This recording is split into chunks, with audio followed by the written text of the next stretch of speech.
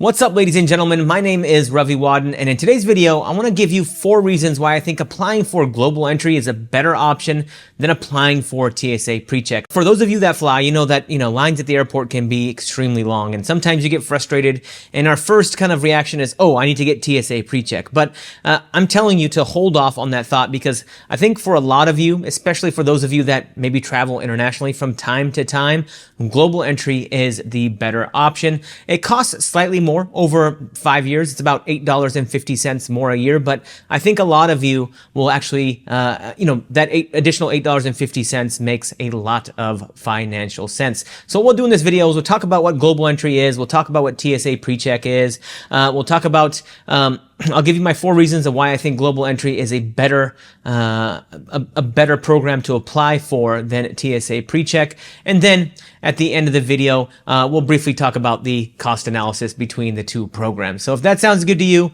please be sure to like and follow and to share this video with anyone you think that will benefit from it. But with that, let's go ahead and jump into the computer behind me. All right, let's go ahead and talk about what TSA PreCheck is. Now, TSA PreCheck is a program that expedites traveler screening through participating TSA security checkpoints.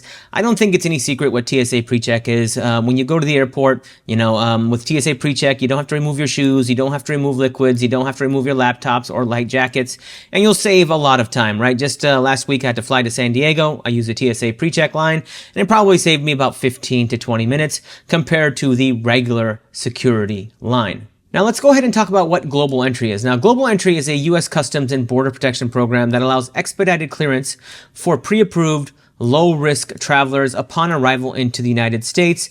Members enter the United States by accessing the global entry processing technology at selected airports. Now, this is the way it works. So just a few months ago, I was arriving back home from Europe, and instead of having to stand in the long customs line, you just go to the global entry line. You literally don't even have to take out your passport these days. You just take a photo and you go through customs, and you're kind of out in the arrivals section of the airport, and you can walk out and grab your Uber. Whereas if you don't have global entry, sometimes it can take 30 minutes, 40 minutes, an hour, or longer, depending on how many planes are arriving at the same time. Before I had global entry, there's been numerous times where I arrived back into the United States, and maybe it was 2 big planes, British Airways 777 and maybe a Delta A350 coming in from different parts of the world. And, there's about 1,000 people arriving at the same time, and getting through customs can take a long time. But with global entry, that's the primary benefit. You can bypass those customs lines and get through in a short amount of time. Now that we covered that, there are a total of 5 trusted traveler programs. There's TSA PreCheck, which we covered. There's Global Entry, which we covered. But there's also NEXUS, which focuses more between travel between the U.S. and Canada. There's SENTRI, which focuses on travel between the U.S. and Mexico. And then there's FAST. Now, the first reason I think Global Entry is a better option than TSA PreCheck is because, as you can see here, global entry actually includes TSA PreCheck. So if you have global entry, you don't need to apply for TSA PreCheck separately.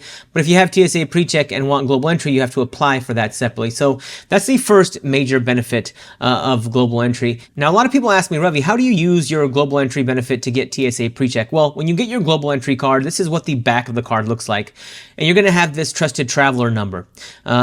It's a 9-digit number, and when you're booking your reservation or booking your flight, whether you're using Alaska or Delta or American Airlines, whatever, that section where you put in your name, your address, and who you're traveling with, you're going to see something that says you're going to have an entry box for TSA PreCheck, or it's going to say known traveler number, and that's what you're going to do is you're going to enter this 9-digit number there, and then when you print your boarding pass, or when you look at your boarding pass, you'll see the TSA PreCheck logo on it. So if you're traveling domestically, you'll have that TSA PreCheck, and you can use the TSA PreCheck lines when you arrive at the airport. Now, the second benefit of global entry is that you actually get all of the Sentry benefits as well. So, which is really, really cool, right? You just pay for global entry and you get Sentry and you get TSA PreCheck. So if you look at the frequently asked questions, you'll see that it says global entry members who wish to drive their vehicle in Sentry lanes must register their vehicle with Customs and Border Patrol and schedule an appointment at a Sentry enrollment center to conduct a 7-point vehicle inspection. Now, with global entry, Sentry are the lanes when you're driving into Mexico and driving back. It's kind of the expedited lane for car travel. So you don't have to wait in those long lines. And if you live along the U.S. Mexico border, you know that you can wait sometimes hours to get into Mexico via car, and sometimes hours to get back into the United States via car. But with Sentry, you know, I think the max you probably wait is probably 10, 15, or 20 minutes. So you can save a lot of time, especially if you go back and forth a lot. And with Global Entry, you actually get the Sentry benefits as well. And the cool thing is we've actually walked back from Mexico, and you can actually use your Global Entry card. Even when you're walking back to Mexico, you can use the Sentry lanes. And, you know, sometimes those lines, the pedestrian lines, can be hours long as well. So having Global Entry is a huge, huge benefit. And the third benefit of having Global Entry is that you actually get some of the NEXUS benefits. Now, NEXUS is essentially the same thing as Sentry, but think of it as an expedited lane for going into Canada and coming back into the U.S. from Canada. So I live in Seattle, and my wife and I and my family and I frequently go up to Vancouver, BC, maybe for a night or two. And that borderline can sometimes be 90 minutes plus. I've seen it up at 2 hours before. But with NEXUS, you just go into the NEXUS lane and you bypass those long lines, and probably the max I've waited is probably 10 minutes or so. So depending on how much you go, you can save, you know, hours over the course of a year. Now with Global Entry, you don't get full NEXUS benefits, you get kind of partial NEXUS benefits. And as you can see here, it says there are no additional requirements for a member to use NEXUS lanes coming into the US. However, Global Entry cards are not valid for entry into Canada via the NEXUS lanes. Travelers must apply separately for NEXUS. So if you're going into Canada, you can't use the NEXUS lanes, but coming back home into the United States, you can use the NEXUS lane with Global Entry.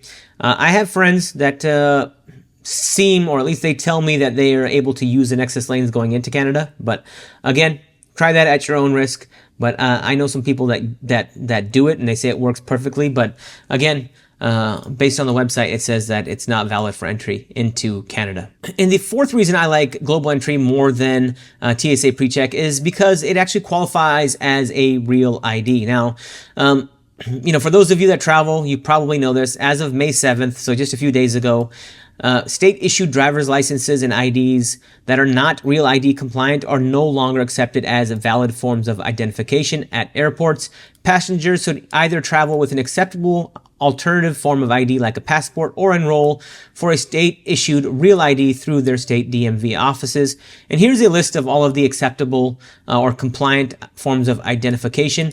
And as you can see, it says DHS Trusted Traveler Cards, which include Global Entry, NEXUS, Sentry, and FAST, are acceptable forms of Real ID. And as you can see here, TSA PreCheck cards are not recognized as an acceptable form of a Real ID, which, you know, so that can save you some money as well. And that's another reason why I think Global Entry is better than TSA PreCheck. Now, if we look at the cost, Global Entry is $120 over 5 years.